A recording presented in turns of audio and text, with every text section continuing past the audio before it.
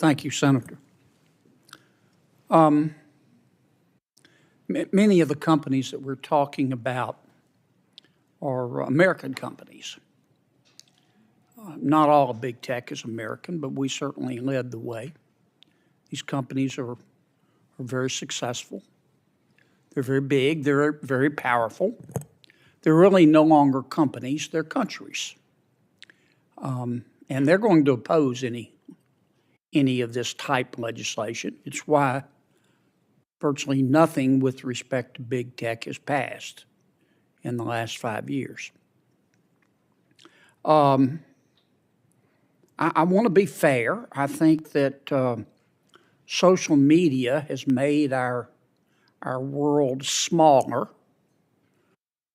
which is a good thing, but it has made our world coarser.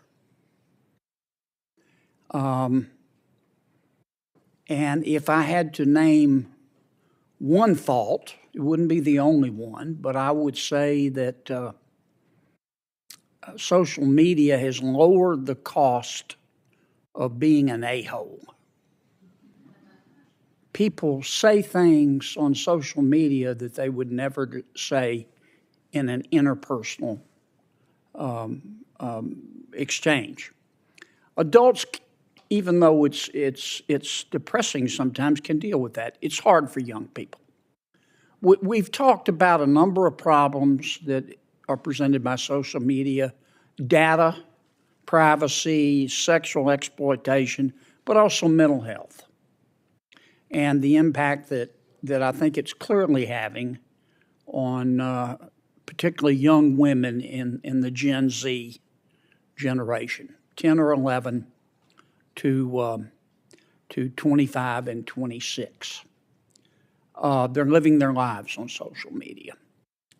And they're not developing interpersonal relationships. It's making them very fragile. It's reaffirming this culture of victimhood. They're not getting ready for the world. So let me cut to the chase. I'll start with Mr. Am I saying it right? Golan? Golan, I apologize.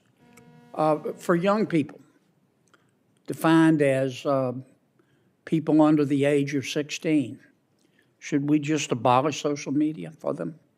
Don't let them access it? You know, things are so serious that Give me some quick answers, because I'm going to go down the line.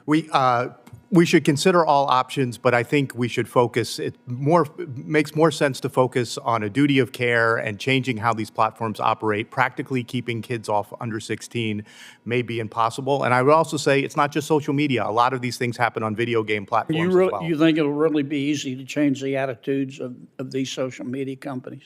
If you create a duty of care and you limit the data that they can collect. Right. I think they have a duty to care already.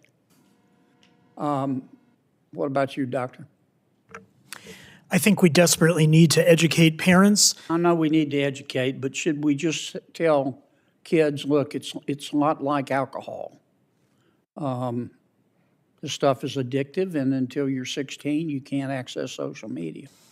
There are benefits that also come from social media, and I don't know whether it's realistic to keep kids off of it completely. I think practicing moderation with close parental supervision, with substantial education coming from the school. Here's a news flash for you. A lot of parents don't care, Doctor. Mr. Mazzaro? Yep, Senator. Basically, there should be something. If I bought a phone tomorrow, there should be at the very least, a terms of agreement. I can't even access that phone until I go through a 3-minute or 5-minute video. Okay. Mr. Laney?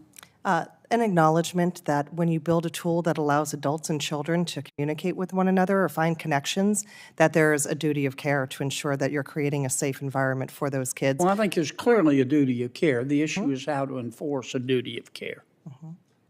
Go try to pass a bill enforcing that duty of care in the United States Congress and see what the reaction from big tech is. Right, absolutely. And creating these tools, recognizing that these incidents are going to happen and finding ways that children can report them. Would you support a law that says, okay, if you're under 16, you can't access social media? I think will be difficult. There are positive things about social media, but there are many, many terrible things that kids are finding themselves in bad shape. If it were, you say it would be hard. I know it would be hard. Do you think it's a wise thing to do? I believe if the tools are designed properly, there could be benefits. Okay. I don't have my glasses on. Yes, ma'am. Your answer, please. Yes, Senator. I have not spent a lot of time thinking about specifically the right age to enter because I do not think that it addresses the fundamental question we must answer, how to create online spaces that are safer when kids decide to enter. Because I can tell you that these age Is that a no? Is that sorry, Senator? Do you think we should prevent kids under the age of 16 from accessing social media? I think that we should spend more time looking at how to make those platforms safer because kids will circumnavigate age restrictions. And I agree with Ms. Lemke as well. I think that safeguards is the way to go. If we look historically at the automobile industry, it was not safe, but we brought in seatbelts, airbags, and now it is much safer. And we can do that with this industry. Okay, thank you.